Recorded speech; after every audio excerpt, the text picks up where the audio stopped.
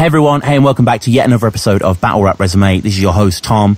I want to kick off the episode as I always do by saying thank you for listening, thank you for subscribing on the iTunes, on the follow us on Twitter at Battle Rap Resume, subscribing on the YouTube as well, going back through the YouTube, checking us out on Reddit, patreon.com/Battle Rap Resume. There are so many things. They've grown so much since we initially had Press1, which is kind of really nice to see, or maybe it's this kind of monstrosity, the rotten at the core. I don't know. I'll let you decide in the comments. Please comment on all the YouTube videos. Most importantly, if you can leave a review for us on iTunes, that's greatly appreciated. Go onto iTunes, check out the reviews. I emphasize iTunes because that's the kind of one that matters, but please, on your Downcast, on your Stitchers, I am not going to kind of, disenfranchise any podcast purveyors out there. However you are listening to the show, I'm really, really appreciating that. So yeah, check out all of those things, Patreon as well, et cetera, et cetera. But I've been having quite a lot of people back on the show recently that I've had on before.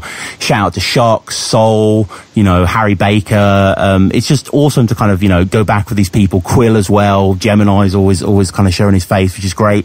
And, that's the thing. I just love having these people on that I've had before that I know are great guests. And one I can always point to is my man Press1. Press, how's it going, man? Yeah, good, bro. How are you? I'm really well, man. And I said this briefly before we went onto it. Obviously, our episode was the 4th episode of Battle Rap Resume, so a little while back now. And I always wanted you on since I saw you live against Kraft. That was I was really. That was my. Yeah. I know it's going to make purists cower, but that was the first time I'd seen Press1. Yeah, no, fair dues. Fair, yeah. And 2 times. yeah, that was true, yeah. Lest we forget. But, as someone who's watched all of your early battles, pretty much, the entirety we went through, great episode early on, now coming back to today where I'm watching these 4 battles that we're going to get into, those namely being the Heretic battle, the Bobby Rex battle, the Matter battle, and the Innuendo battle. The quality, if you don't mind me saying, I don't mean to be rude, has shot up, an incredible amount, really, really awesome battles. Oh, thank you, man. Yeah, well, yeah. That should be, no? Mm-hmm. Yeah, but I mean, I've seen, if I've been following the kind of excellent Press1 social media trail, check that out. With the press release, with you working on this, your battles seem to get better and better. Was there a kind of synergy between making music and battling, or? Yeah, I guess you could say that, yeah. I guess I was in a group prior called Camouflage Children. That kind of all, I moved to Bristol about a year ago now. I moved to Bristol, and with that, I kind of had a sort of panicking thing of fuck, I'm losing all my links, all my producers, everything. So it just kind of, I guess, gave me the incentive and forced me to just work 110% on every single aspect of everything I already was doing, but even more so, And in the same way that you sort of said goodbye to Camouflage Children, you guys did have that performance on Don't Flop, didn't you, against Danny and Sleepy? Yeah, man, we did, yeah. I mean, definitely awesome battle. Definitely don't sleep on that battle. Really, really good. But these that we're going to get into, I'm even more excited about. And we get to the Heretic battle, which is, an interesting battle, interesting location. It's at Love Saves the Day Festival. I got to say, maybe a bit of Philistine Press. Wasn't really aware of this. Is this quite a big Bristol kind of event? Yeah, this was before I moved to Bristol. But yeah, right. It turns out Bristol's biggest sort of summer festival in terms of commercial, big music acts, grime, hip hop, etc. Electronic sort of festival. But yeah, it was that was crazy. It was good. It was good. Jump off just followed us probably a week before. Right. Shit. Did the letter originally come, privy to Pinky X, or? Yeah. That's how we know you, man. That's that jump off know me, right? Oh man, it's mad actually. I had Tony on the show recently. I think this is going to come out before the Tony episode comes out. Great episode. And you came up for some reason. I can't quite remember why, but you mentioned, and Tony was like, "Oh, I used to be known as Pinky," and I was like, "No, Pinky X. His name was Pinky X, man. It's great." Let's start. Probably no show to a Tony D battle probably 3 times or something. Shit. In Don't Flop, about 10 fucking years ago though. So. Well, yeah. No hard feelings, and as kind of unlikely but as welcome as UV. Say if they just announced Press1 versus Tony D at next in line, whatever. I mean, why not? Sort of thing. It's probably not going to happen. Neither is UV Heretic, but on this sort of stage, it feels like a really smart matchup. If you know what I mean. Yeah, no, definitely. I'll be honest. I knew I'd beat him on that stage. Yeah. I knew on Flop I'd have a lot more trouble. Yeah, that's what I thought as well. Yeah, I very systematic with it. I knew that entirely, Tom, from the get-go. I knew as soon as they gave me a sort of list of names, they listed Pedro, Crafty, Sean O'Mac, and Heretic, and I was like, yeah, Heretic seems to be doing the most at that time. I haven't heard of him recently, actually, apart from I know he done the Soweto Kinch thing recently, but other than that, he hadn't been active for a while. But at this time, when I battled him, he seemed to be sort of popping off. I think he was yet to do the Shuffle T battle as well. So, yeah, man, I thought, fuck it, let's go. Oi, Heretic, you rocked socks and sandals before Skepta did, and people still questioned it. That's not me. Yes, it is. Oi, Heretic, you are on the precipice, now press is pissed. You need to shut your mouth and settle quick. You got a face as if they went and put some dreads on Peppa Pig. This battle as well, is when Heretic was in his Newcomer of the Year kind of aura, so it was quite a big scalp to gather there. It's shot quite, I don't want to say badly, but it's quite widely shot, isn't it? There's not many close-ups here. Yeah, it's shot weirdly, considering it was like quite a cool. Well, you're in a boxing ring, and 90% of the crowd was sort of peeled up, and it was a strange environment, man. Like, it was strange, and. Yeah, like I said, I knew Heretic wouldn't read it. Like I rate Heretic a lot, but I knew he would sort of write, and he'd sort of go with that kind of don't flop, sort of, mentioning other battles and blah blah and stuff like that. Because I know, akin to the on beat battles, you can't really do that. You can't really go off on angles too much. You have to be very direct, and that's definitely what a bunch of peeled up idiots just they're not really looking for. Context to it, if that makes sense. You have to sort of just go in for the throat. Yeah, completely. And Heretic, he does, when he's not misjudging it in that way, he's making kind of oddly non-Heretic style racial jokes. Yeah. Well, I think that was his attempt at doing it, to be fair. Sure. I think that was his attempt at being that sort of generalising, blah, blah. But, in the same vein, I don't think that's going to roll in Bristol. Well, I don't think it's going to roll at Love Saves the Day, which I don't know much about, but I imagine it's quite liberal leaning, and for him, the kebab shop jokes aren't going to go down too nicely. Well, that's it. But I mean, it's just surprising. So, I mean, we have in the first here Heretic, who told Jafar from Aladdin he goes hard when he's rapping. Weak. Yeah. How many Aladdin Jafar bars have you heard, Press? It must be so boring. Oh, bro, it's fucking, it's tiresome. That entire thing is tiresome, man. Yeah. It's really, and I'm tired of it, And I feel like if the guy was white and I was saying a similar things, just like you were this or that, or if the guy was black, I think, it'd be fucking outrageous, wouldn't it? There's a reason where I'm, the ostracized sort of race at the moment in time, society-wise and society-wide, it just seems to be completely okay to fucking... and I take it all with a pinch of salt. I know, especially Heretic, I know he don't mean that shit. But in the same vein, it's tiresome, man. Yeah, it's boring. It's boring. As a battle. But is that all you have to say, Yeah. I get what you're saying, and it does feel a little bit that you were definitely on top form in this, and Heretic not taking it as seriously, and just kind of I think what you do with it is a bit smarter there. He kind of appeals to the masses. People love taking drugs at festivals, right? He asked them, which is just kind of like shooting fish in a barrel. You know what I mean? They kind of agree. He insults your nose as well. You apparently look like the last Uber driver that he met got a makeover in Shoreditch. That's not bad. No. I mean, like, some of it is funny. Like, I don't want to take away, obviously, Heretic's incredibly good battler, but it's just kind of, I love the rhyming that you go with in your first necessarily. So, I mean, we get the sort of, maybe, let's say a little bit Aladdin predictable, the whole calling him a lesbian feminist prick, but then mix it up with, bet you got a tattoo on your lower back in henna ink. Yeah. And you're on the precipice, now Press is pissed. Lovely. Like, it's like, do you find it surprising when you find name flips in your own name, or is it just like... That's kind of thing I'm surprised no one else has said, to be honest. I've had a million battles. I would have thought someone would have said something like that. As opposed to the fucking, I'll kill Press like the media. Crafty. As well. I get every single battle as someone will say, I'm sure Bilzar will say some sort of, like every battle they seem to say that, and it pops off as well. So it does pop off. But yeah. Yeah, I know what you mean. There's something about the press. It's just quite a powerful sort of image there. But we'll get on to Bilzar. I think what you were referencing there perhaps might have been Crafty when he's like, "I'm going to kill press Charlie Hebdo" or something along those lines, which I mean was quite a sort of.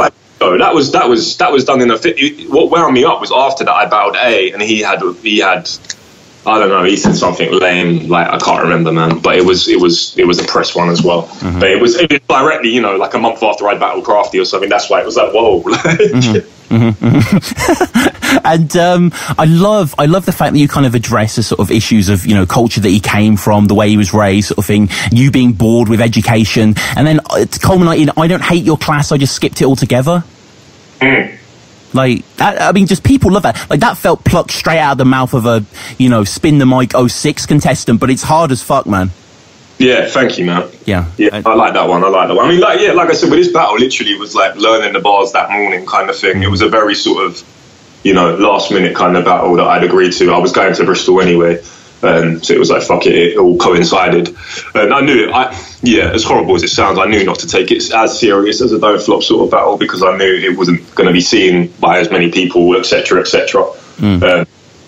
But yeah, no, it was good nonetheless. Yeah, I mean, it's sad actually, because I mean, you have got, you know, a fairly decent average view count. This battle's got 3,245 views at the time of us saying that, which is just ridiculous, really. Like, you know, it is really good. And Heretic kind of takes the obvious, if I'm younger, you're older approach of, I don't want to be rapping at your age because I haven't made it sort of steez.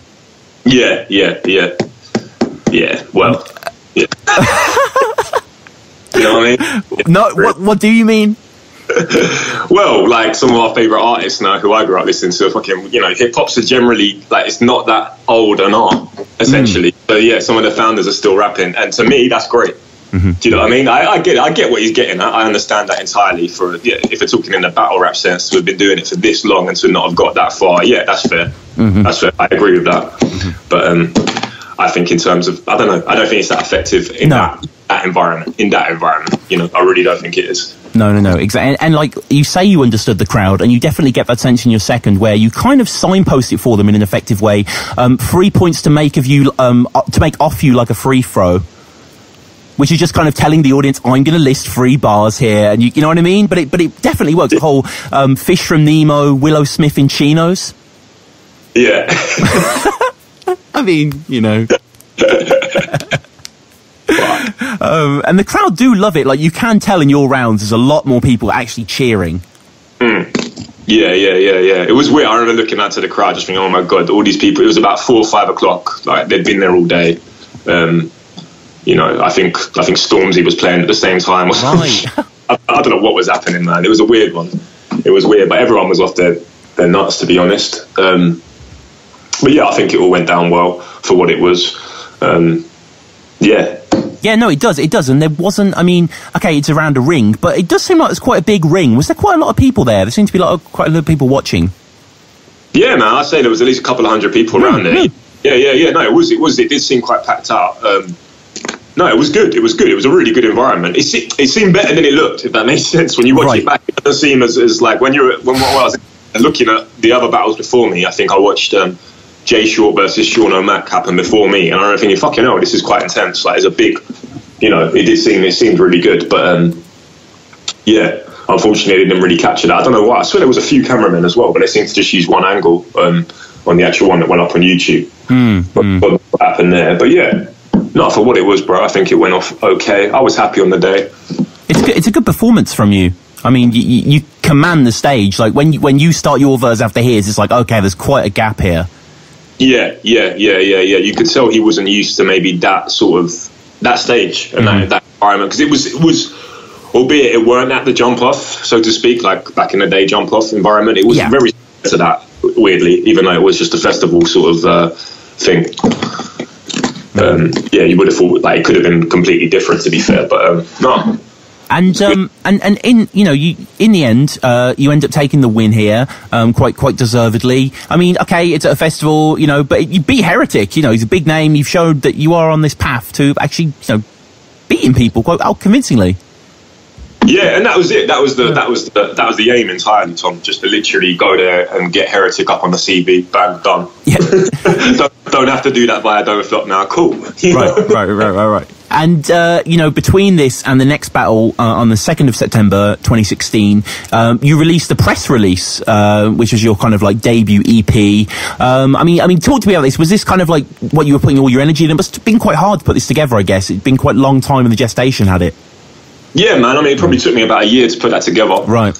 Yeah, there was a lot of work that went into that, man. A lot of work. I was still living in London when I recorded and made that.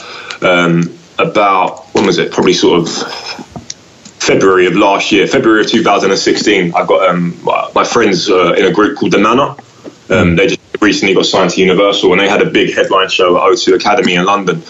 And they hollered me just to sort of like, yo, do you want to support us? And I was like, whoa, this is like a sold out 1,500 people, blah, blah, thinking, shit. Okay, I just at that point started to put together the press release. And that, I guess, you know, that was about a month away at the time of them asking me to do it. So I thought, fuck, I've got to put shit into gear. So as soon as I done that, through that, I ended up meeting Relentless, you know, the drinks company. I met some guys from there, and they've got studios up in Soho, in central London. And they said to me, look, we really like what you're doing. We'll give you just over a week to sort of, you can have a studio for a week and come and record your project then. They gave me a date a few months later. So I made sure, literally, I was meeting up with Yannick, who is one of my good mates, his producer.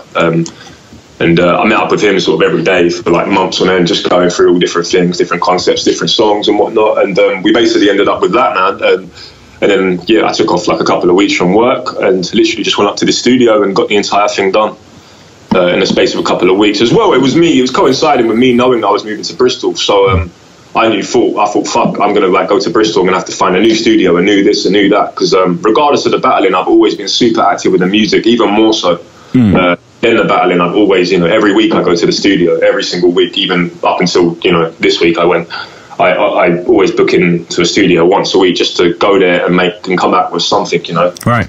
I think as an artist, you just feel that urge to just be creative, and you have to constantly push out something, I feel. Otherwise, what's the point in saying you're doing it, you know? But with that, I thought, fuck it, let me get a package together, as in, I'm going to record the press release, I'm going to get it mixed and mastered, I'm going to have all the visuals done, all the promotional stuff, everything. So as soon as I come to Bristol, I can chill for a few months, find my feet, but within that few months, start dropping everything slowly, if that makes sense. So that's already sort of July of last year, and then that's sort of when I moved to Bristol, and then, yeah, I slowly started dropping things bit by bit. And it coincided with me getting slightly bigger battles as well, which helped, because I could help promote them on there, on Via Don't Flop, and yeah, they've been really good in that respect. In terms of putting out my stuff on the channel, I had a video up on the channel and whatnot. No, it got really well received, man. No, yeah, I've done a few tracks. I sent some demos to Luna C. Yeah. He hollered back. Yeah, he wanted to jump on a track, so that was awesome for me. You know, that was really good. I mean, Lemonade and OJ, right? Great song. Yeah. Like, awesome song. And like, I want to just say, I have listened to the press release quite a bit. We do a series on the channel where we review like battlers music. We've done Lazy EP, just done 10,000 hours. And, you know, there's some fucking awesome music. Press release included, man. Sonically, the sound of this album, it's so sharp, isn't it? It's just got a real plosive I love it. I love listening to it. I think Lemonade and OJ and the real kind of tender solo at the end as well. Like, awesome stuff. Yeah, thank you, man. No. Yeah. No, it's all conscious, you know. I've got a very sort of eclectic mix and taste in, which it's a very contrived thing to say. You've got good taste in beats, okay, Press? It's fine. Yeah. Well, as we see later on.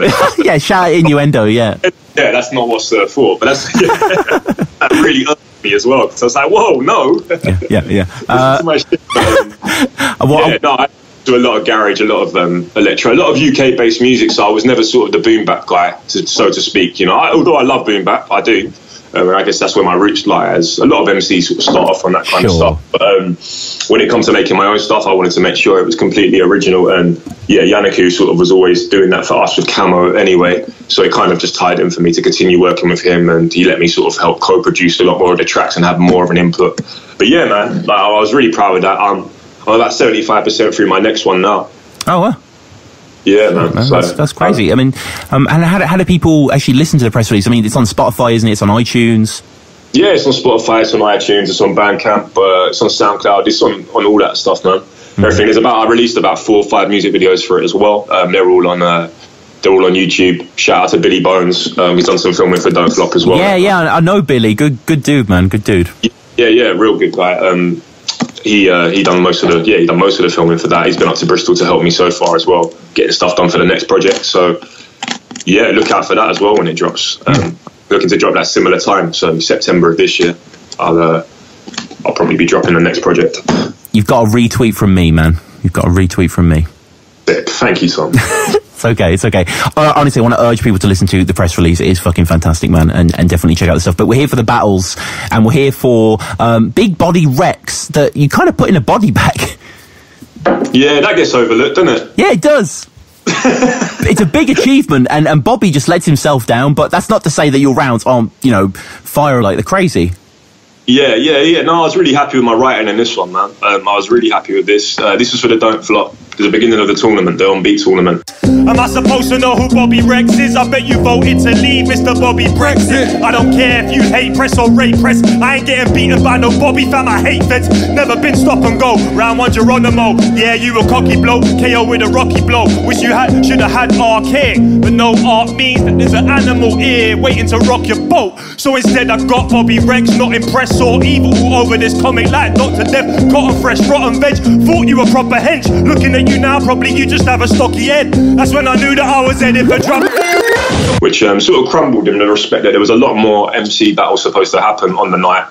So the tournament kind of got halved from a 16-man one to straight down to an 8-1, very instantly. But nonetheless, I think it was good.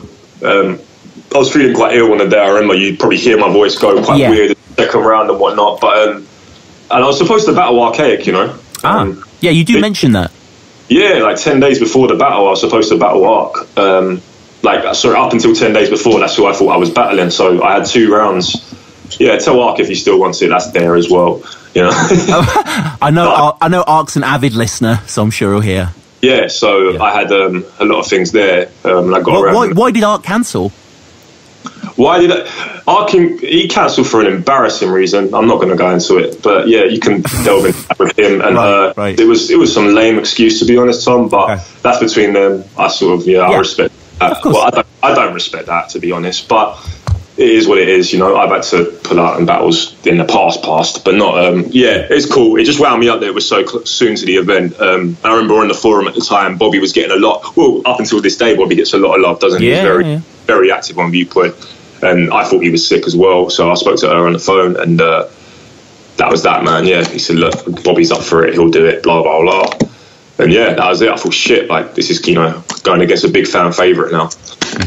And it's kind of crazy, really, as a matchup. And it's a shame that you and Ark didn't go down. I know maybe there's some animosity there, whatever. I'm sure whatever, that'll clear itself up. But No animosity. Not animosity, but a certain sort of, just, you wish it would have went down. Basically, yeah, that's it, man. I had some real good stuff with him, that's all. It's just this always got into with exerted energy into something or someone for that, and then for them to just pull out quite well. I guess it was 10 days before he gave me enough notice, but it just made it writing for Bobby quite hard, Yeah. Well, I mean, if it's a comment, it doesn't show, really, to be fair to you. But I mean, just before we get into this battle with Bobby Rex, like, Bobby, it's fair to say, he was like a sort of star, wasn't it? Well, I mean, he is, like you say, like, he posts these awesome freestyle videos. Like, I was kind of a little bit let down, really, because I've seen what he can do. It's amazing. Yeah, no, likewise, man. I'd seen that. I think it was one in particular that he dropped to that point, was like an entire song.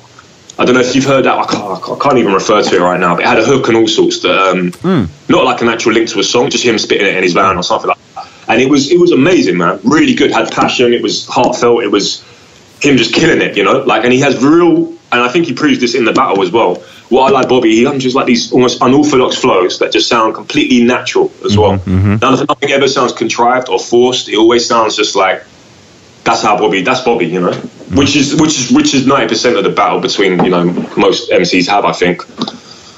Yeah, and this is the second battle of the night. It's away from the pit mentality you've most been battling, away from the jump off boxing ring. We're here, we're here in Reading on a stage format where the crowd are facing you and the crew are behind you. Was this kind of hard to adapt to, or easy, or? No, it was cool, man. I mean, I've done more gigs than I have battles, so in that respect, it was okay. The sound wasn't the greatest, but it was good enough. I clocked within like the first battle between 142 and Raws that like most of these MCs don't really know how to use the mic properly. And I think me and Bobby both he was comfortable with that as well. He knows how to, like, it sounds so silly, doesn't it? It's such a simple thing. But a lot of these guys just hog the mic, especially when it comes to these like grime guys as well. They love just like muffling them. I don't know what it is, but yeah. So I think we both like had that sort of sorted, and then yeah, I think it went okay, man. I think it was good. I was happy with this. Yeah, no, it was a really good performance. Like, I've got to say, when I was making the notes for this recently, I didn't really remember. I remember seeing it at the time, and I was kind of like, whoa, like, you know, you put on a bit of a clinic here, really. Bobby starts well. Press1 is going to have to press 999. Ah, sick. See, that's a good press. That's a really good press bar. That is a really good press bar, actually. Yeah. Really good, yeah. It doesn't get a huge reaction. I think it should. I think that's a sick bar. And then, do you remember the bit when Bobby goes into like his Arabic dialect? Yeah, I mean, again, you know, back to that. But yeah, no, it was cool. It was cool. I mean, is it the first round where he goes, I might spit something random and bizarre? Yeah. I like that, random and bizarre. I thought that was brilliant. Yeah. I've got that noted down, actually. Yeah, he says, smoky like a shisha pipe, how random and bizarre. It's like something Lewis Carroll would say in Wonderland or something. Yeah. No, that was real good, man. Yeah. Bobby's obviously, as a person, I'm sure you've met him as well, he's generally quite funny, man. He's very charismatic. And he gets that across really well, which is good. Yeah, he does. And like, I want to just reiterate how, like, I think Bobby technically is like astounding, like really, really good. But I think, you know, it just kind of shows who's got a bit more experience in battling, perhaps a bit more experience in prep. But I don't know. It's quite like you say, it's 10 days. He says that he forgets his line, and you know, and then he says he bets that his next battle is better than this one. He says that in the first round. Yeah. You know. Well, maybe he predicted it. I don't know. It was a bit. Yeah. Who was his next battle? That's a good question. Was it O'Shea? Yeah, well, it wasn't, was it then?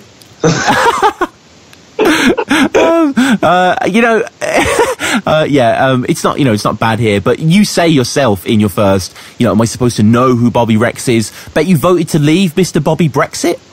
I mean, there was about a week after Brexit had happened. Yep.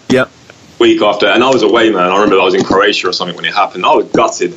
So I thought that would go off, and yeah, I think that went off quite nicely. No, it did. It hit very, very well. You talk about Bobby's past catalogue. Saw evil all over this comic, like Dr. Death. Yeah. Yeah. hard bar, man. Yeah. That's when Evil was all touching him up on it in that battle. He killed Evil though, didn't he? He done really good. Yeah, he did. I mean, he did. Yeah. I mean, but talked about Dr. Death. Are you a fan of this character, or? I know of. Right. You know, I've never been deep on this or whatnot, but like, yeah, knew about that. So it just sort of tied in nicely and was a nice, non-obvious multi for Bobby Rex, if that makes sense. And there are some bars that you definitely, when you watch them, you think, okay, this would hit harder in the crowd. This makes sense why it would hit harder. When you talk about Bobby, meeting him in person, obviously he did have that Viewpoint fame, so a lot of people were aware of Bobby probably before the Reading crowd I'm talking about saw him live. And then you just sort of say, thought you were proper hench. Looking at you now, you probably just have a stocky head. And it hits, man. It's like a big dwarf, you know. Like, he's got that Viking sort of look to him. He does. Yeah. Kind of like a wildling or something. Yeah, he just looks a lot. I don't know. He looks a lot. Yeah, he's a big guy. I mean, you ask a deep rhetorical question. You know, on the lines of to be or not to be. You ask, how am I supposed to pen a rebuttal about a brother whose head has got muscles? Oh man, it's just like I was really impressed. Like, you know, you just kind of flipped things so well here, and some like kind of quite serious technical bars that just kind of make you think, damn, like go and drop 1,000 bars on Viewpoint to help your career. Well, that's what I was kind of like, why is this guy posting shit on Viewpoint every single day? These bars are fucking brilliant. Go and record an album, man. Right. Do you know what I mean? Like, and obviously I get why you do that. I get why you go and drop it on Viewpoint. He's built his fan base now, and he's getting the brilliant. I saw today he confirmed dialect. So I'd love that battle. You know?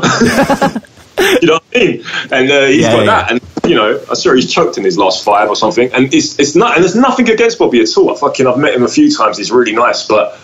Yeah, that's the point I was making with that bar, essentially. Just like, why are you dropping all that stuff? I'm sure that's going to really help your career. I mean, in turn, he's proved me right, proved me wrong, hasn't he? Because it has. So. Yeah. Yeah. you coast out the first very well. You kind of paint him as the weird family member that people have got in Scunthorpe that no one likes. Bob's your uncle?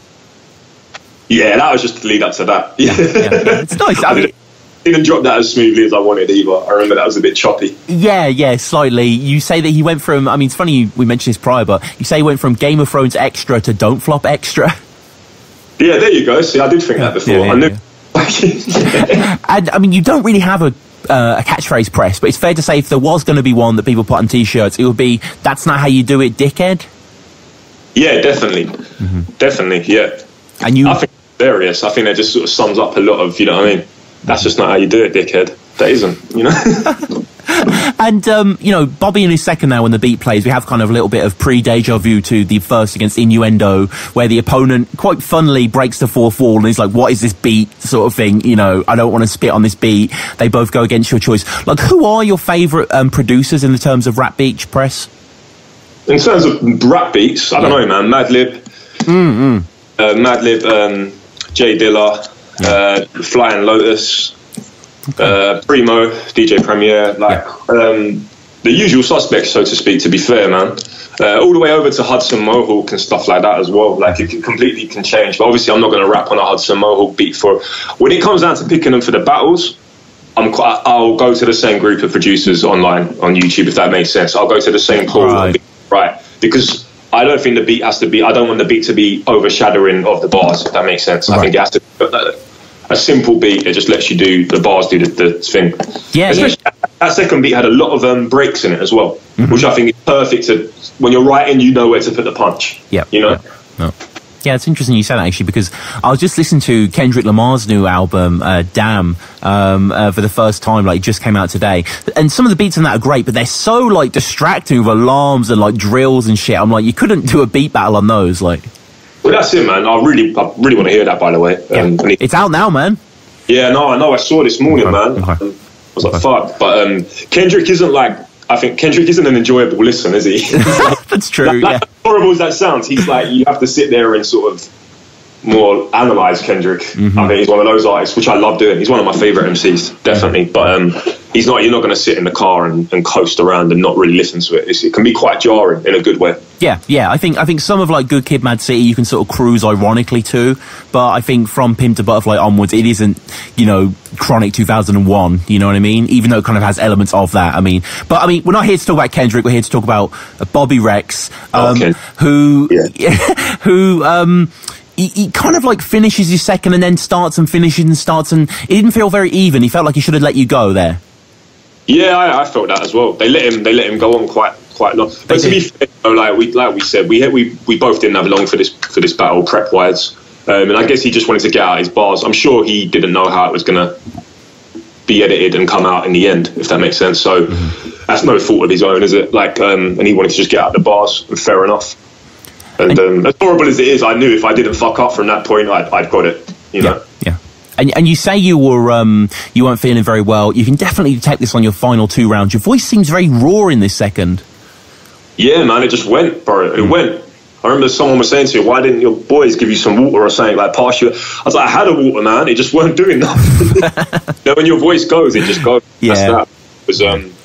It was, I was still smoking a lot then as well, man. I've stopped all that now. So hopefully that doesn't happen from here. Or it didn't happen from then onwards. But yeah, no, that weren't good. I was like, shit, is this even coming out? You know? But, you're pointing out Bobby's kind of past here. Struggled with Raws like SmackDown in 2008.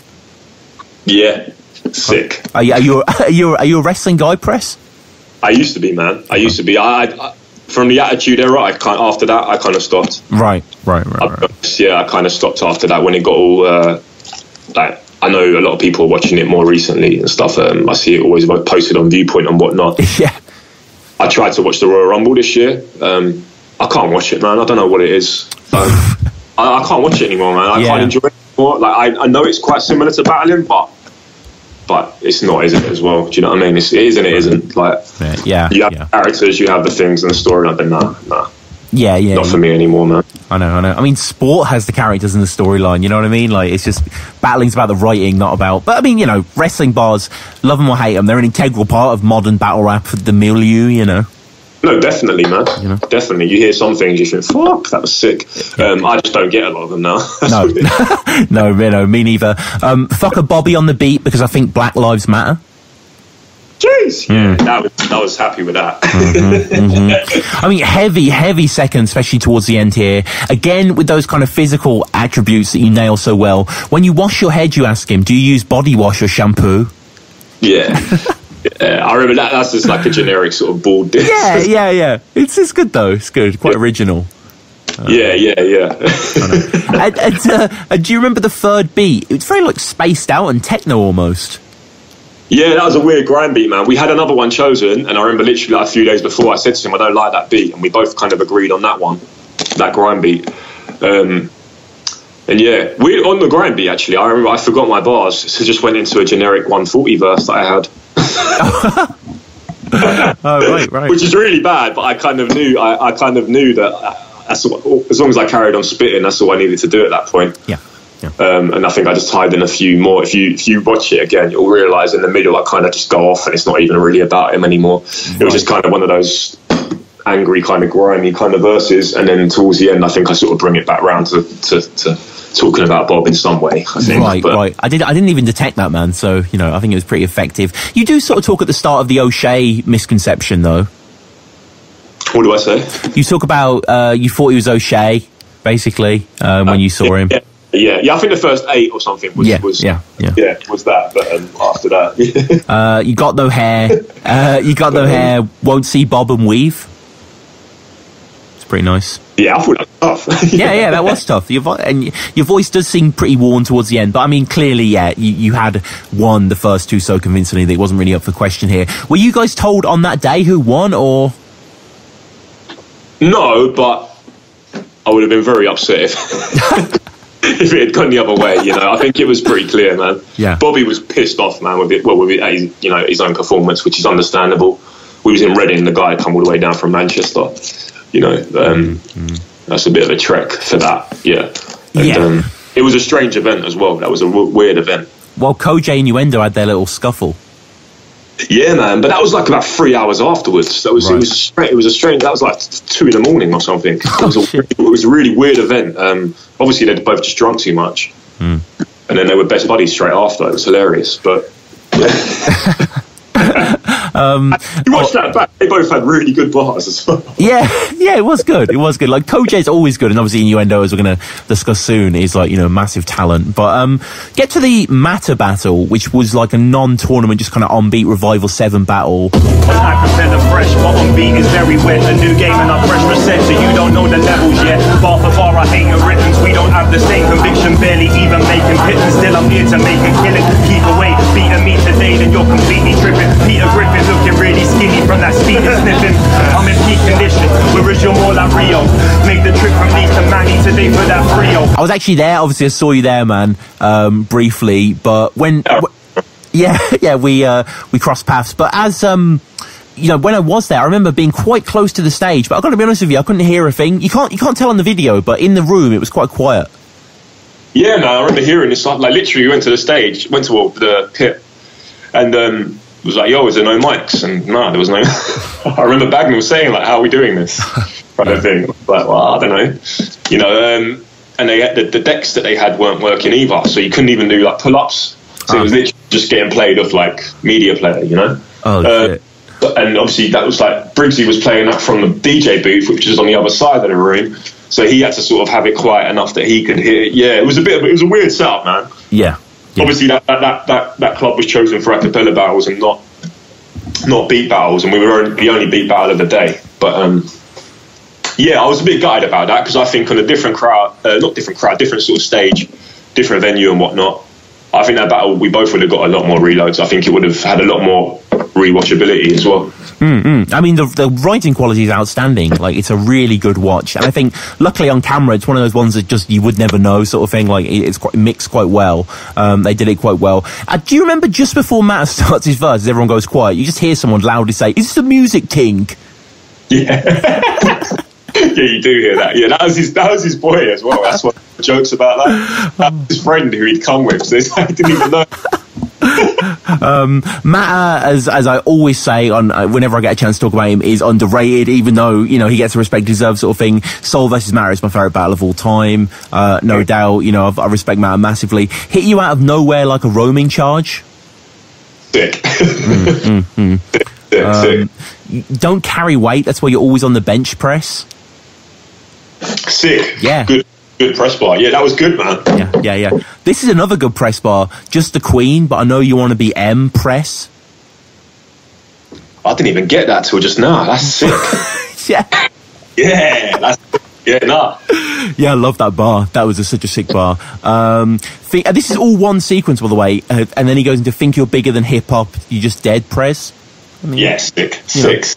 Yeah, man, Matter is sick. He went hard. He went hard in this battle. Really good. Do you remember that first beat? I don't know where it's from. It's familiar. Pretty cool beat. Yeah, that's MF Doom. Oh, of course it is. Yeah. Gazillionaire. Yeah. It's called. Yeah, that's an MF Doom beat. Yeah, it's a great beat. Yeah, I knew it from somewhere. Little Yachty playlist. Matt concludes, no biggie. Sick. that interview, I think. Yeah. As well. Yeah.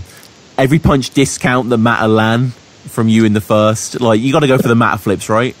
Definitely, man. The first thing I draw for when I give a battle opponent is just dissecting the name, you know. I love 4 eyes, but the third one's closed. Sick. That's so funny. Like, I thought, what kind of glasses bar can I do that isn't just contrived, you know, and played out? And I thought, I thought that was quite good.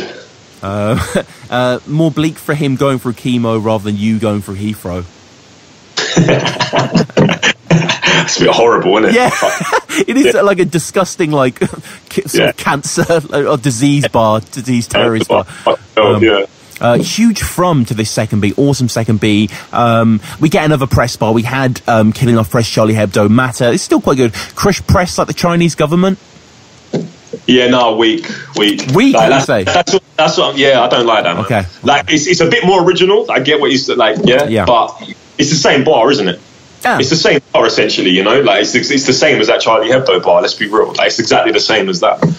So, I don't know. I'm not going to rate them bars. Yeah. Not taking away from Matter. I fucking love Matter. I think he's sick. But that was, Yeah, we do. The thing with Matter is he's such a quality writer that we do get some cliches in this second here that I'm going to get onto, but they're dealt with quite nicely, actually.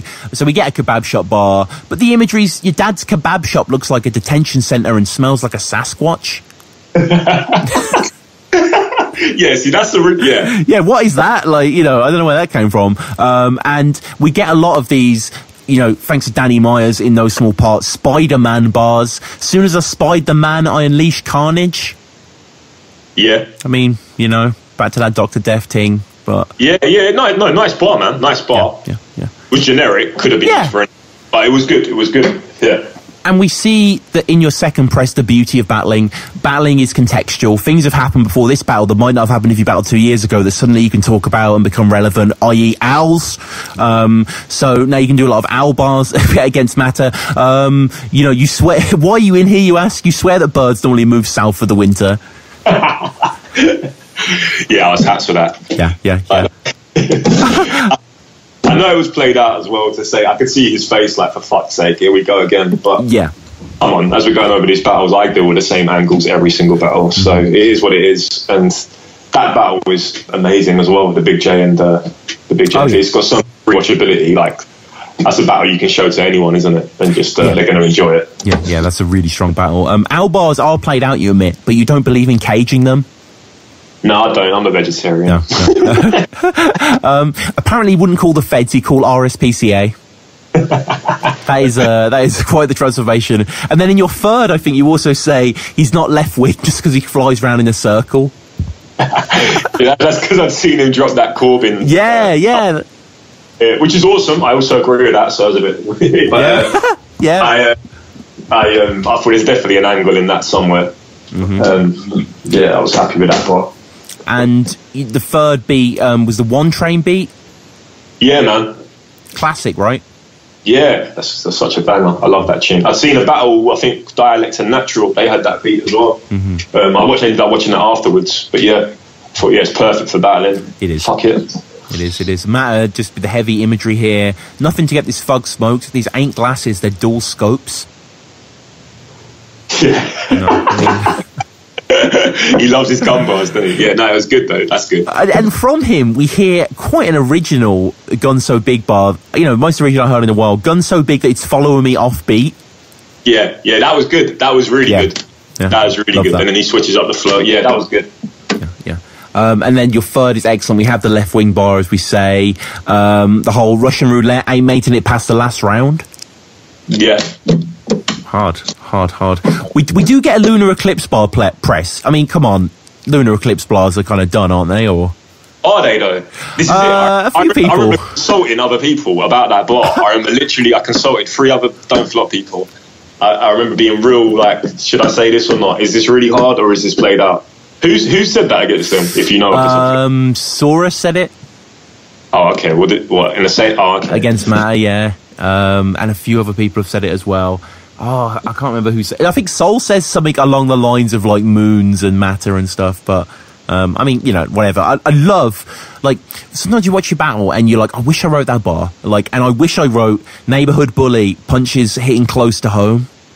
Yeah, that didn't get no reaction either. No. I was happy with that. Yeah. Hard. That's like you said when I wrote that, I was like, yes, this is going to go off. But no, I did it. No. Clenched fist that'll deal with this matter at hand. Yeah. I thought of that on the way up there. I remember that. I thought, let me just throw that in at the end. Yeah. Dope shit, man. Like, I mean, afterwards the battle, were you, you know, another great performance, really. You haven't stumbled. It's dense, enjoyable stuff, you know, and another showcase. No, yeah, I was happy, man. I mean, I was a bit gutted that I thought you'd get more reactions and whatnot from both sides, and I feel because of that, the whole, like, I think it's on like 15k right now. I think that could have been a bit more. Like, I was gassed to have been offered metal from the get-go, you know? Like, I was like, sweet, things have started, you know, the tide has changed a bit. This is a big step up in terms of I'm battling a big top-tier guy now. Not a tournament thing, nothing like that. I was like, you know, we should both put on a good show. And I think we really did. I was just a bit gutted with how it, you know, you was at that event, man. You know, that event was a bit weird, wasn't it? A lot of cancellations. The whole thing promised to be bigger than it was, which was down to no one's fault, so to speak. So, yeah, I was a bit gutted with that, but in terms of my performance and meta, I thought, good. I thought it was a good performance. And, you know, at this point, you're going forward into the, you know, the semi-finals of the On-Beat tournament. On the other side were, you know, Bilzar coming up in here. Who else in the On-Beat tournament were you looking for at this time, thinking, oh, they're pretty decent? It was only Bilzar 142 and Innuendo at this point. Oh my god, yeah, it was so small. I didn't even realize. It really half did. So I mean, like, talk to me about 142. He gets a lot of flack. What's your opinion on him? I think he's an MC still finding his feet, bro. Right.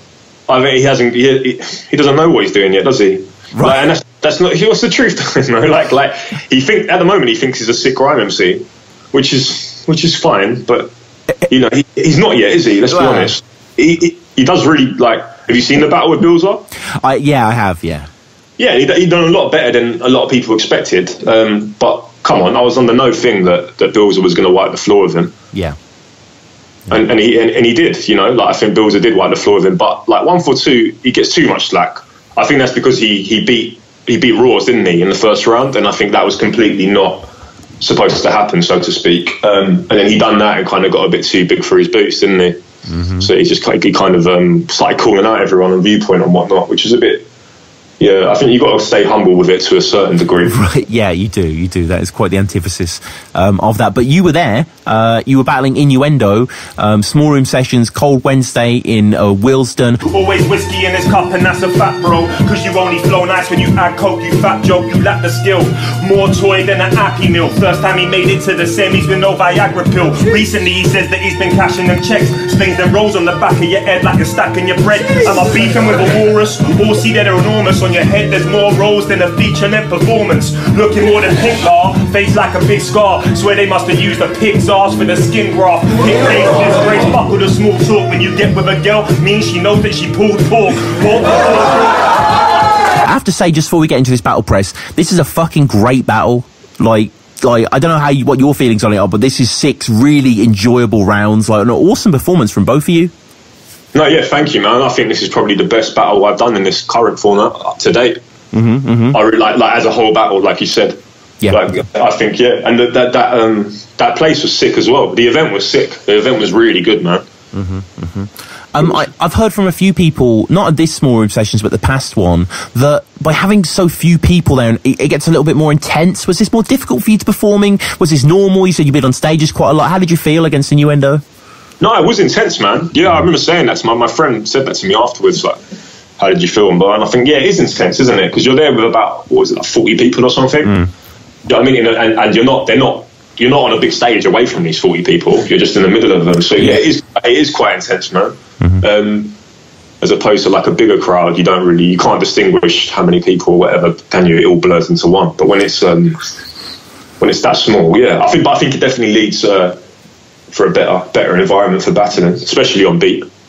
Yeah, I agree. And in the intro, you just sort of, just sort of nod effectively, kind of in the zone there. Do you remember what Innuendo turned to the camera and said, just very simply, Koj owes me 17 quid? I think that's from that night where they battled, nearly had a fight, and then become friends afterwards. Right. I think that is from that. And we kick into the first beat here, which is lovely stirring strings, quite languishing. This is your choice. It gets kind of ripped on in Innuendos, which we'll get to. But just before that, was this from the sort of pool of producers that you mentioned earlier? Yeah. Yeah, man, this is a Doom beat as well. Oh, right, shit. And the thing is, on the album that this is like kind of like a banger as well. I guess everyone is different. Obviously, now looking at it and hearing it back, I get entirely what Innuendo's saying, and he played it to his advantage really fucking well. He done the same Bobby Rex thing, but in so much more of a, he took it by the fucking horns and ran with it. Like, he done really well with that. But again, yeah, okay, in retrospect, maybe it was a bad choice. I'll be honest with that one. Well, I mean, I don't think it's a bad choice. I think because it gifts... First of all, it's not a bad choice, it's a good beat, but I mean, the circumstances change the anticipation of that. But I mean, mostly it's about the fact that Innuendo goes off on the beat really well, and it gifts us that round, really. But still some awesome stuff from you. Taken apart and put on the screen like a Switch Nintendo. Yeah. Yes. Nice. That just dropped that day, I think, the Switch Nintendo Switch. Shit, man. Shit, yes. I mean, he did the Brexit bar, he did the Switch Nintendo bar, like Press, man. He's got his finger on the pulse. Isn't it? Exactly. Tell me about it, man. And sometimes you need a word in a bar to make the bar way harder than it would have been. And in this case, it's the bar where you use the word banged. Banged a load of coke and gassed him up like Mentos. Yeah. I mean, the whole imagery, really strong. Yeah, thank you, man. No, I like that. I thought that was good. Yeah, it was. I mean, really impressive this round, actually, watching it. Really good stuff here. First time that Innuendo's made it to the semis with no Viagra. Yeah, he's blatantly taken Viagra, isn't he? Recreationally, he probably doesn't need it. Right. And you just seem so comfortable here, man. Really, awesome to see. We've come a long way from battling Kruger at that art gallery. Yeah, defo, man. Yeah. Teenage angst. Yeah. And, we get... Innuendo admits that he doesn't read when you do this bar, which is fair enough, but I love that mandatory GCSE shit, Lord of the Flies, die from the rock, like in Lord of the Flies. Yeah, I thought that was good, man. Yeah, it's hard. I had that piggy, just saying you look like a pig before that sort of thing. Yeah, I thought that was hard. I was really happy. I remember coming up with that thinking, yes, it's going to go off, but... he don't really fair. I bet he didn't read that, but that was my GCSEs as well, man. Yeah, it's hard, man. I mean, if Soul spat that bar, that would be a haymaker. So I kind of thought that. I was like, this is a Soul-esque bar. Yeah. Talk that William Golding shit, man. Good reference. And I mean, as you say, Innuendo, kind of like Godzilla storming through a city. He just kind of treads all over this beat, disrespects it, and does really well doing it. He never wants to hear this beat. It's the worst beat in the world. Type of track a rapper would write for his little girl. Not the type of beat for two rappers to battle over. If you're feeling emotional here, have a shoulder. Brilliant, man. Yeah. Really good. Mm-hmm. Really good. He puts that sarcasm down really well. And I mean, I don't know about you, but I watched quite a lot of on-beat battles, be it in Don't Fly Out, Words of Weapons, etc. But the editing here is really tight. I feel like it really captures the momentum of the battle, makes it a lot better than just a kind of sluggish watch. Yeah. Well, it's gonna be. I think it comes out Saturday, doesn't it? I haven't seen the edited version. Yeah, I mean, this chat will come out just after it comes out and stuff like that. But having seen the edited version through the Patreon, support Don't Flop on Patreon, by the way, patreon.com/Don't Flop. You get to watch the battles early, like this battle, which is just fucking awesome. The battle is edited by Kruger. I checked for the editor. I was like, because obviously I kind of knew it was Kruger or Bagnall or whatever, but I just thought I'll check just to give credence where it's due. It's cut very nicely. It's not like a Summer Madness or a sort of Kangler Vendetta where the cinematography plays into the style. It's not full of lavish camera cuts. It's just the way the beat works with the camera angles and when it cuts to reset and really just like it's such a watchable piece from both of you. Sick, man. Good. I look forward to watching it. Yeah. I've seen the pay-per-view. Obviously, that was raw footage. Good, man. Mm-hmm, yeah, I think this was Innuendo's best showing in a very long time as well. And you again kind of drag on his beat choice in a second. It's a Fruity Loop, you say? Yeah, it was a Fruity Loops beat, man. Is it just like a stock beat? Yeah, it was. Right. Yeah. Okay. Wound me up because in my after the first round, I hear and Danny Jack. They were like, "That's like generic strings hip hop beat on YouTube or something." I was like, "Fuck off!" His beat was actually called like dark hip hop beat or something like that. Literally was one of those ones, but it was a good beat for battling, though, I guess. Yeah. It was. Yeah, it does have the pauses like you say you needed to kind of work with him. A week one train. That's what it reminded me of. Yeah, like a half train or something. Yeah. A tram. Yeah, one tram. Yeah. And it is kind of just, I mean, it doesn't do too badly here. You exist on it quite nicely. He doesn't shine on the mic, fam. You Gary Glitter on it. Yeah, that was hard, isn't it? Nice. He fucks 28-year-olds because there's 20 of them. Yeah. Quite a dark Press1 bar. Yeah, they go there sometimes. Right. Seemingly. Reviewing them today, yeah. Fucking hell, yeah. Red dot above your head like Ur's getting married. Yeah. Got to bring him into it sometimes, you know. Okay. So, and then you do. I can't quite catch this on cam, just because of the quality of the sort of because everyone's applauding and cheering, whatever. You do like a sort of Mitchell Brothers bar. Make them grant you a feel. What is that bar? You look like both the Mitchell Brothers for real. No, yeah. I mean the actual bar itself. I kind of get the inference, but that's why you won't wait for chicks to let you grant them a feel. Nice. Yeah. That was it. It's simple, but yeah. Good. I mean, really good.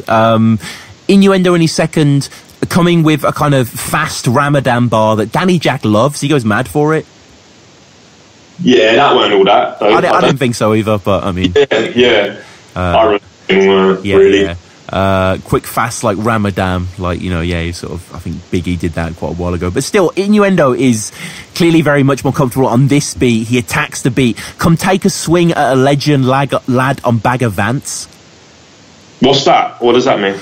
Bag of Vance is a Will Smith film about like a kind of ghost golfer. It's quite a good movie, actually. Oh, okay. Yeah, I thought that was like some scout slang.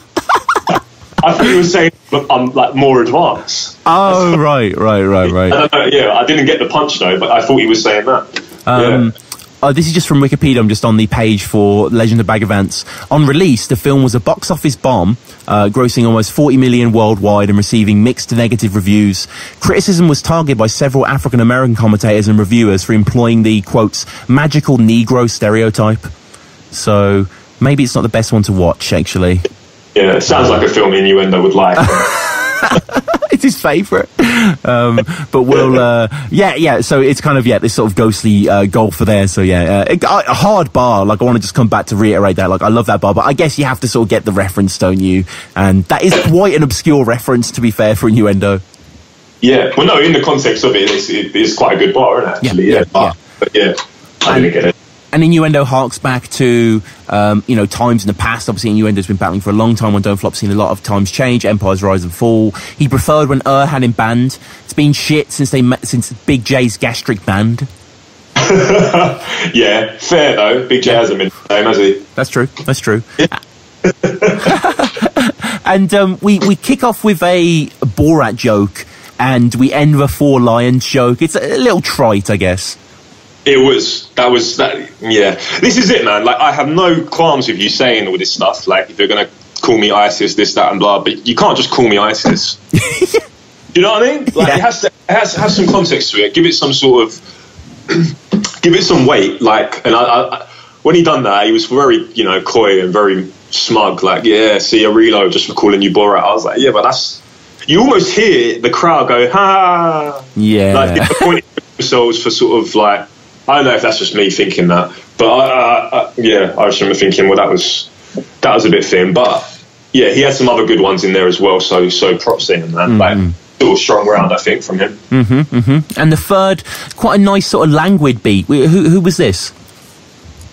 Third beat. What was that third beat? I mean, I've just got it down as sort of another sort of press stringy beat. Yeah, that was me. Yeah, that was Rizla. Yeah. Oh, of course. You punch on his insecurities, his self-suffering, don't know if I should cuddle him or continue crushing. The insecure guy who rocks a t-shirt in the swimming pool.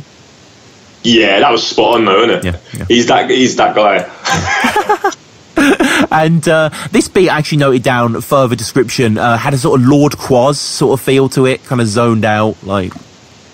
What, the beat? Yeah. Yeah, no, definitely, man. Yeah. I fucking love Lord Quaz. Yeah, Lord Quasimodo, man. Crazy shit. Like, the unseen. Like, anyone who doesn't know, it's sort of Madlib's, like, sort of mushroomed out alter ego with a really high voice. It's dope shit, man. Yeah. I remember thinking, I copped one of it once, I thought something was wrong with the CD. Right. What the fuck? And then I really started to like it. Yeah. If anyone's listening and wants to check out a beat, check out the song Privacy. That's one of my, like, slept on beats. Like, great beat. Quite boom bappy. It would make a good battle beat, actually. So maybe some battlers in the front will do that. But great beat from you, Press, here. Very simple. And when I heard this, sort of had to process in my head, and then I realised how great it was. Beat you black and blue like BB King. Yeah, I was happy with that one, man. Like, that got no reaction as well. I remember thinking, it's not gonna, is it? It's one of those. No. it's a bag of ants kind of bar. Definitely. Built for YouTube. And here's one that isn't a bag of ants bar. Here's one of the hardest bars to battle on Don't Flop this year, in my opinion. You'll basically talk about sticking the blade in his arm. Is it? Your muscle memory will spend a month forgetting me. Yeah. I think I closed with that. I was really happy with that. Fire, heavy shit. And I mean, Innuendo doing Innuendo in the third, saying that he's writing the realest shit he's ever written. Yeah. Well, before the battle, he was proper like, I want to go second. And I was like, well, no. Like, let's do a coin toss. And then he won, so obviously he went second. But I think that would have been, I don't know, man. Like, it was a really good verse, wasn't it? But brilliant. Not for the battle. That would have been brilliant on a. I think, and it was really good. Like, it was, he delivered it well. It was done well. It complemented the beat well. The bars were good, but it was kind of another Innuendo sort of saying bye, wasn't it? Like, it was weird. It was I kind of felt like you just gave it to me, really. Then with that, you just gave it to me. You didn't need to do that, which was kind of strange. Yeah, it was similar to Yunan's third against Joker Star. It was just kind of an exhibition of his kind of angst and talent rather than a sort of attacking, piece of writing. And it's a shame for that. But it is brilliant nonetheless. Great stuff here. Again, man, I mean, I have to say this is probably your best performance. I know you said that earlier. Like, it is just a really, really impressive 3 rounds. Thank you, man. Yeah. I think as they've gone on, the writing's got more condensed and it's become a lot more just straight to the neck, isn't it? As opposed to there's no beating around the bush, and I think that's what that is strange, man. When I spoke to you over a year ago now, I thought like, I'm good at this battling thing. That's that's that kind of thing. But I realise now, and realise in comparison to back then, there was a lot of stuff that needed to change. And I think I've tightened up quite a few of it. And I think for myself, I've definitely found my niche within the beat battles, as opposed to a cappella. And now we get onto the final, which at the time of recording this has not gone down. It's not going to go down for another 2 weeks. Yourself versus Bilzar, obviously Bilzar's incredibly nice. Like, what are your impressions of him coming into the battle? Yeah, I think he's good, Tom. I think he is good, definitely. But I think he's good, and that's it. I think I've beaten better people. I'll be honest. Like I think some of the people I've beaten and battled more recently have more redeeming qualities than Bilzar does. I feel he plays on the fact that he's a good grime MC amongst a crowd of people who aren't that educated grime-wise. Do you hear me? Like, which is a bit horrible to say. Well, I mean, and I'm not taking away nothing from Don't Flop whatsoever, but you're going to be in the final of the rap, like on-beat rap thing, you know. He's requesting we do more grime rounds than hip hop. It's like, come on, man. Like, he's good, man. He's good, but yeah. I'm building up a lot of hate for him right now because to get me in the mode and spirit of the writing and whatnot. And I finished writing last night, so now it's just about building my own confidence up and gassing myself up in terms of I'm here. I really want to win this. Yeah. You know, like, I really want to win this. I feel like this is just like revenge for my own self sort of things that I'd fucked up for in the past in regards to battling. Right. I turned 30 this year. There's been a lot of pivotal stuff happening to me recently, and I feel this would be the cherry on top, you know. Mm-hmm. And I see all these things online, even back to when I battled Rex, to battling Matter, to battling Innuendo. When all the polls go up, I'm still, you know, it's all still 75-25. I'm still always the one like thing to lose. You know, I'm always the guy that they're saying, yeah, the other guy's got that. Press is good, but the other guy's got that. So I know what it takes now. Like the Innuendo performance was probably my best in terms of I feel a lot more comfortable now doing it, but I know that I need a defining performance to beat Bilzar because I know lyric-wise he's not as good. I know punchline-wise he's not as good. I know he's not as intelligent, just from looking at his face, but he's not as intelligent a person as me. And he can still win on the day through performance. I understand that as well. So I know there's a lot of defining factors that go into this final, and it all depends on the day, to be fair. But with the material I've got, you know, everything right now, you know, I want him to hear this, and I want him to be a bit fucking shook because I want him to come with his best stuff he's going to have. I want to make for a classic battle. I feel like I've come a long way battle-wise, but I still haven't got that battle that people are going to go back and watch in a year's time. And I need that. Mm-hmm. That's what I think of Bilzar. Yeah, it has all the makings of a classic, definitely. Like, you know, Bilzar, a bit of a, not rocky style, but he kind of found his feet on what he could battle on, how he'd do well, and, you know, had some incredible battles. Him versus Dialect is, you know, unbelievable. Yeah, definitely, man. Really, really good battle. Really good battle. I still don't think he won, but really good battle. Right. Did he win? Was there an official judge? I don't believe so. Although maybe someone could correct us on that. What did you think of his 142 performance? I mean, you saw it in the flesh. Was it useful, I guess, seeing him battle before you battle him? Yeah, man, it gassed me up. It was like, shit, I want to battle this guy. Mm-hmm. Definitely, it was really good performance. Really, really good performance, man. But it's 142, isn't it? Right. I'm not 142. Press of body 142, so I mean that tells you everything. Yeah, but you're not that bad, bro. Wow. Like, yeah. Do you know what I mean? Like it's 142, and yeah, like that's it as well, wasn't it? He battled 142 to get to the same place I battled Innuendo. Like, yeah, it was a lot of a tougher path for you, certainly. Definitely, man. Yeah. Like he hasn't done as much. He hasn't battled the people I've battled. That's how I'm looking at it, you know, because it's just like, like it's just you know, I've seen your acapella. He lost to Nath 1 acapella. That's his only acapella battle, I think. Right, yeah. Who's Nath 1? Do you know what I mean? My friend told me that. I haven't even seen it, but like, yeah, he lost to Nath. Like, I don't know, man. I feel like if you're that good on, I don't know, you should be on Northern Mics or something, no? Mm-hmm. What are you doing? He was in a group with Dot Rotten. Why is Dot Rotten not like helping him now? I don't know, man. I'm building up this thing because I know he's really good. So I guess this is why I'm saying what I'm saying.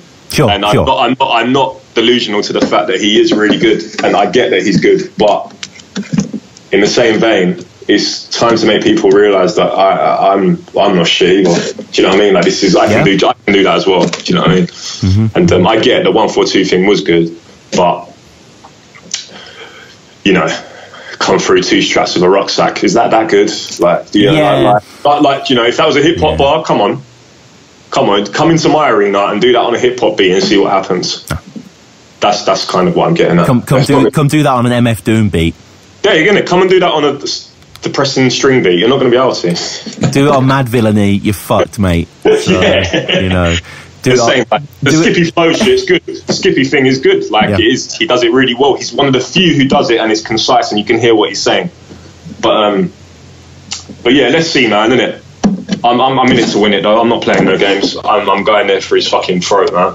I want to be that champion. That's that. It is crazy though. You know, he's obviously had some major battles and kind of accelerating in pace and popularity in the last year or so from the Dialect battle onwards in renown. His first two battles, both in 2013, both demo battles. Well, were they both a cappella? They were, yeah. Yeah, well, that's it, isn't it? So take away the beats, take away the glitz, take away the flow that he hides behind. You know, I've heard the tracks as well, man. They're okay. Right. Like they're no press release. It's all right, isn't it? Like the 142 is the best thing he's done. Like, which should make me worried, but it does. Like, I don't know, man. It should be, yeah. We'll see what happens on the day. We will. Everyone needs to pick up their tickets. You know, I will be doing hopefully, if this Briggsy beef doesn't spill out of control, I will be doing the interviews at Don't Flop as well on that day. So I'm sure we'll be able to chat afterwards and all that sort of stuff. But the final two people, quite clearly, Press, that I need to ask you about are Respect BA and Joe Pasquale. Respect BA and Joe Pasquale. Yeah, that was a weird one. So we basically got a call a couple of weeks ago, literally that day before it happened, asking if I wanted to battle Joe Pasquale on ITV. I was like, yeah, okay. We'll go and do that. Fuck it. How much are you paying, so to speak? Bang, let's do it.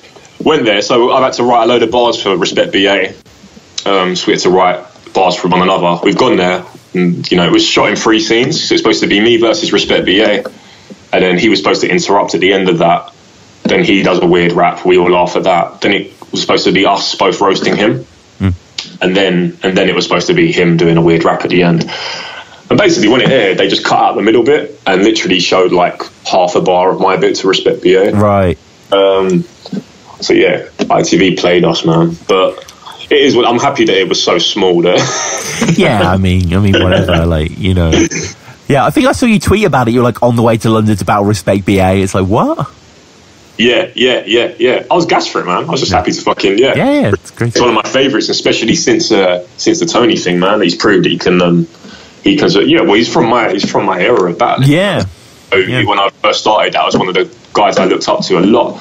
And to see him come back now and sort of dominate Tony D, which I think he did, man. I think, you know, it's a debatable battle. You could argue either way, but I mean, in terms of presence and whatnot on the day, I think he kind of dominated it, which was amazing. I think that's not something easy to do, is it? And he sort of just done that.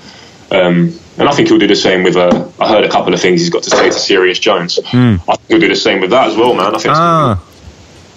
It's going to be ridiculous, you know? That's going to be good. That's going to be fucking great, yeah. It's going to be such a good battle. Like, oh my God, Checkpoint 4 is amazing. But, Press, I mean, battling-wise, what's next? Like, are you going to go back into a cappella? Will you be defending or whatever? I'm assuming there, but, like, will you still be on beat as well? Or what's the plan? I don't know where to go from here, to be honest, Tom. Yeah. Like, not in terms of, like, I've reached my pinnacle and whatnot. No. I've got a lot of stuff going on in real life. And it's like, I want to continue with the music, and battling does get in the way. I get it when people say that now. It really does, man. When I write for a battle, I find it hard to sort of plug out, and then I still do write other verses each week and whatnot. But when I'm completely focused on the battle, it does make it harder to put together a project. And my music is going quite well. So I don't know, man. Like, I just wouldn't say I'll quit or something. If I was to lose the Bilzar thing, I'm not sure where it would go from there. Where would I go from there, you know? I don't know where logically it would make sense. Sorry, like to go back to a cappella or this or that. I guess it's sort of happened, you know. Like, touch wood, I win that, and then I'll go on to defend it. You know, it'd be sick to battle a Dialect, Natural, or someone like that. You know, like, I'd definitely be up for that. But other than that, maybe, you know, I'd probably take a break for a year or so, or 6 months, half a year, something like that, until I had the flames again to do it. I've done a lot in the last year, man. Like, it's been like, you know what it's like. It can get fucking intense. Also, I know that you can get forgotten about pretty quickly in the battle scene, man. you can not battle for 6 months and that's that, you know. But yeah, I'm not too sure. Yeah. Yeah. I mean, yeah, it does go. You know, you play by ear a lot of the time, don't you? On what the matchups are, what the offers are, etc. So, yeah, it's just I can't wait to see the final, man. You know, very, very excited. Such respect for Bilzar, obviously such respect for your writing and performance as well. You know, regardless of the outcome, it's a joy as a fan to behold you two guys clashing on a massive stage at a big event. Like, you know, it's going to be fucking awesome, man. So, I guess finally, how do people get at you? Your Twitter, your music, how do people follow you, all that sort of stuff? At Press1 on Twitter. Or I've got Press1 on Facebook. If you search that, it'll come up with my artist page. Or SoundCloud, Press1. Or just go on YouTube and type Press1. All my battles will come up under that, man. It's pretty simple. Yeah. But Press, it's been great to have you back, man. We'll have to have you on again, maybe after the Bills on a few more. It's always awesome to catch up on that. This has been great, man. Thank you. No problem, Son. Likewise, man. Thank you for having me.